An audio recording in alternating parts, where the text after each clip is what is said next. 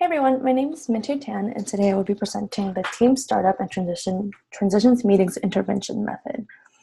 This intervention method is highly effective for new teams who need to start up quickly, but keep in mind, fast does not mean effective.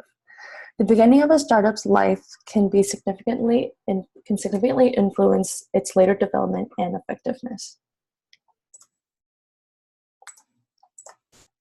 So the purpose of a team startup and transition meeting is to help a team set or reevaluate their goals to build a strong foundation, and it provides the team opportunity to bring up many disagreements or misunderstandings earlier versus later. So the key feature of this intervention is to refine the team's purpose, team members' roles, and find working relationships. And just keep in mind that good startup culture begins with being open-minded. So a few strengths are that it is a quick startup, so your team will be able to establish its norms and agreements so that your team can begin working quickly. Second, your team will be able to begin developing interpersonal relationships amongst each other really fast.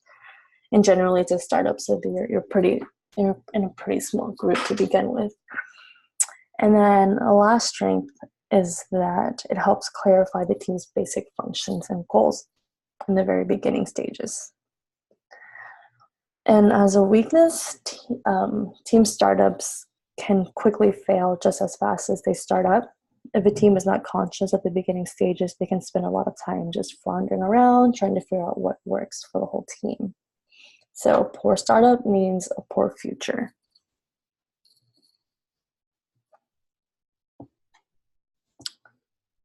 So setting the scene.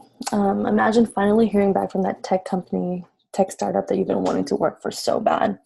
So how do they integrate you into the team? So ideally you start by getting an introduction of each team member. You get to know everybody. Second, you get to hear and learn more about the CEO or the leader's vision of what he wants for the team. Secondly, you get to explore the team's missions and goals, try to figure out what is their end goal, what is their purpose, why do they do what they do. And then, ideally, you explore each team member's roles, who works for the marketing team, who works for finance, accounting, who are your designers for the company, and then you go towards where you belong. Next, you get to learn and you build an agreement on what the team norms are. How does a team function? How does a team work together?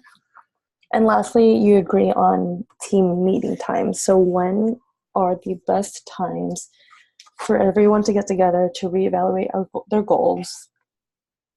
You also try to figure out when's the best time, day, and what topics should be discussed for these team meetings. And ideally, this is just the best way for a startup team to work.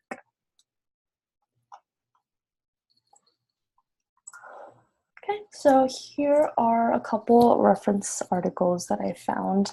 This first article gives you 3 tips on how to lead your team through a transition effectively. The author points out that over-communicating can be really good. The second article provides ways to help transition your team smoothly during periods of change. I found this article to be really compelling because they mentioned that an individual team member's change is just as important as the rest of the team members' change. And then this third article sets out to explain how to build out a good startup foundation. And then last one, this article gives you tips on how to establish a successful transition as a founder. I hope you guys find those interesting. And lastly, here are just a couple of tips on how for the success of your startup team and transition meetings. So really get to know your team. One of your first priorities should be to get to know your team members and to encourage them to get to know each other better, because they eventually just become your friends and it's just a better work environment. Next, embrace the challenge. It can be fun, and it's a time to learn how to improve, how to be better. From the start, establish the ground rules, let everyone know how the team should work, repeat yourself every so often that it's not redundant, but it is a reminder to keep everyone on their toes and they kind of, just that we are all sharing the same mindset. And then you should check in with your team members often so you can learn about any issues that they may be having, just to gauge like the feel of the team. It's good to make sure everyone's relatively happy, and like if there's any changes that need to be made, it's good to check in with each individual. And lastly, the world is ambiguous, so there's so much to learn from everyone's opinions. So be open to feedback because you'll never know what you'll learn. So it's key to be open-minded through the whole startup transition and meetings. But, all right, thanks guys. Thanks for watching. Hope you guys learned a lot.